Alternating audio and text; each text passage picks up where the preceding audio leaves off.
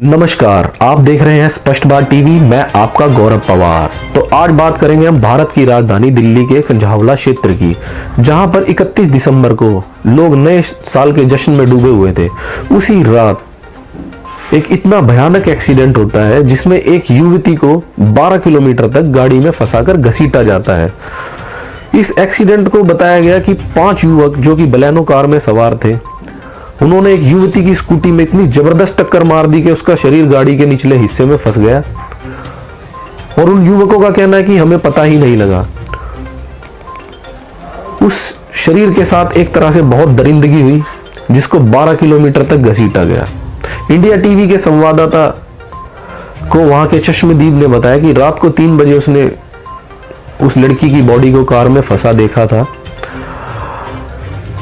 और जो कार सवार युवक थे वो डीपर मारते रहे कि कभी इनको शक ना हो जाए कि कार के नीचे बॉडी फंसी हुई है। इतनी बेरहमी से इस घटना को अंजाम दिया गया, जबकि माना जाता है कि गाड़ी में एक फैन बेल्ट जैसी जरा सी आवाज को भी कानों तक सुन लिया जाता है। एक जरा सी कील से भी पंचर का पता लग जाता है, जरा सी अलाइनमेंट का भी अंदर बैठे पता लग जाता है। क्या उन्हें एक युवती की आवाज नहीं आई?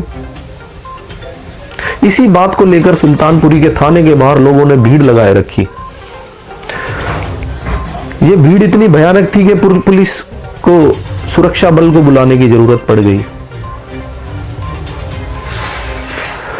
उन 5 युवकों में से एक युवक को बताया जा रहा है कि वो बीजेपी पार्टी से बिलोंग करता है, जिसका नारा है बेटी बचाओ और बेटी पढ़ाओ। जिस देश में बेटी सुरक्षित नहीं रह सकती, बेटी को पढ़ाएंगे कैसे जब तक बेटी ही नहीं बचेगी। बताया जा रहा है कि जो बीजेपी का नेता था वो दिन में लोगों की सेवा करता था। यदि दिन में सेवा करता था तो रात में उसके अंदर ऐसा क्या जानवर आ जाता था, क्या उसको बेटी और किसी चीज में फर्क ही ना नजर आए, एक बेटी की आवाज ना आए। हम बात करते हैं महिला सशक्तिकरण की, महिलाओं की आवाज उठाने की। क्या उन कानों को महिलाओं की या उस महिला के कर्राने की, तड़पने की आवाज अपने कानों तक नहीं आई? बताइए, देश में बेटी सुरक्षित कैसे रहेगी, बेटी कैसे पढ़ेगी? यदि देश को सुरक्षित बनाना है तो बेटियों का सम्मान करना सीखना होगा। यदि कोई बेटी आगे से स्कूटी लेके आती है तो उसे रास्ता देना सीखना होगा। यदि कार में कोई तकनीकी खराबी थी तो एक्सीडेंट हो गया तो उस बेटी को देख लेना चाहिए कि उसको चोट कहाँ लगी है, कहाँ गिरी है, कहाँ उसको क्या हुआ है, कितनी उसे चोट लगी है, उसे हॉस्पिटल तक ले जाया जाए। किंतु इस फिक्र से बेखौफ होकर निकल जाना कि पता नहीं लड़की को क्या हुआ है, कहाँ है, क्या नहीं है। मैं तो कहूँगा कि उन्हें शायद ये बात पता थी कि लड़की गाड़ी के नीचे फंसी हुई है, तभी उन्होंने चश्मदीद को डीपर मारे थे और उसको 12 किलोमीटर तक खींच कर इतनी बुरी हालत में उस शव की बेकदरी हुई है, उस बेटी की बेकदरी हुई है, जिस देश में बेटी बचाओ और बेटी पढ़ाओ का नारा दिया जाता है। मंगोलपुरी से आप सीधी वीडियो देख रहे हैं, जिसमें लोग वहां आक्रोशित हैं, जहां पुलिस को सुरक्षा बल की जरूरत पड़ गई है।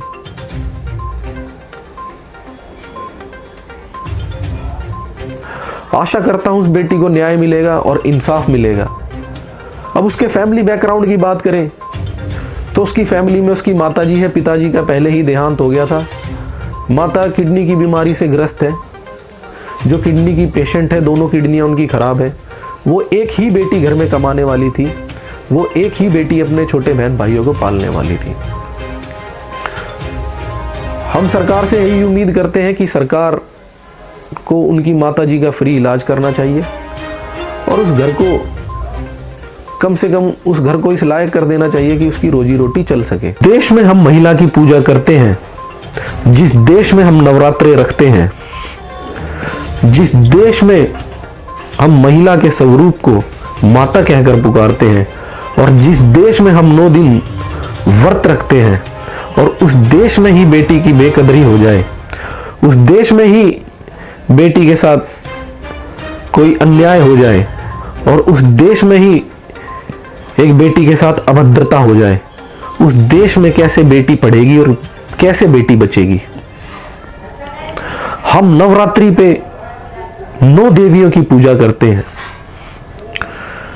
क्या महिला उस 9 देवी का स्वरूप नहीं है?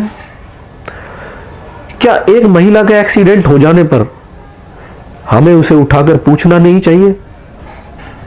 यदि हम नवरात्रों में व्रत रखते हैं तो हमारे अंदर ऐसा क्या हो जाता है कि हमें यह पूछने की जरूरत नहीं कि आपको चोट तो नहीं लगी, आपको हॉस्पिटल तो नहीं ले जाना।